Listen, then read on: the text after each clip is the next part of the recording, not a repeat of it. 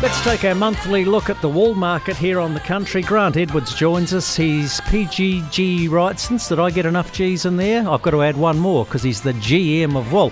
Hey Grant, good afternoon. Welcome to the country. And it's nice to see a little bit of a recovery. Not huge, but heading in the right direction for strong wool.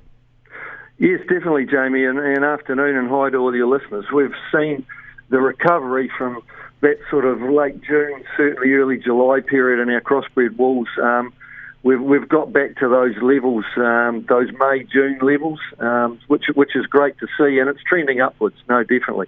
How much of that is exchange rate related? Because I had a look this morning, I think we're at about 65.7 against the US, so that's got to work in our favour? Yeah, certainly.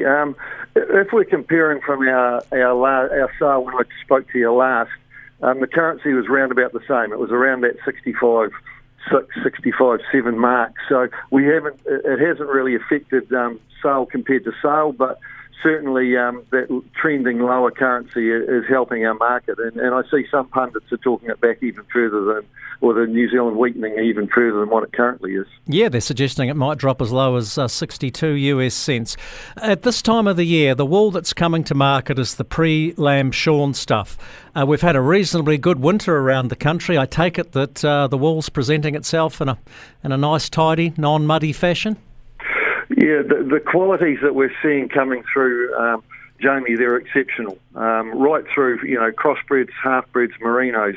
We're just really getting into our fine wool season, but the crossbreds are quietening down. There's a lot of lambing going on in that crossbred space, so and has gone on. So the quantities coming forward are starting to decline. But the wool that we've seen in this pre-lamb period this year, it's exceptional. It's the best, or as good as what I've ever seen.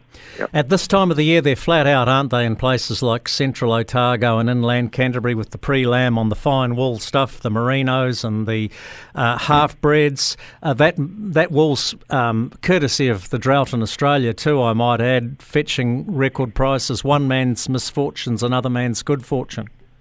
Yeah, it's certainly sad to see what's happening in Australia with the droughts. But to give you an idea of where that sits, they're talking, or the latest production figures, back about 5.7%. And given that Australia is largely merino wools, compared to our merino wool production, that's round about twice our annual production is what they're talking back, which is driving the market. Of course, it's still hinged on or underpinned, if you like, in that active sportswear, the suiting out of Italy, but certainly the quantities are back out of Australia and the quality due to the droughts, which is further lifting our market, if you like.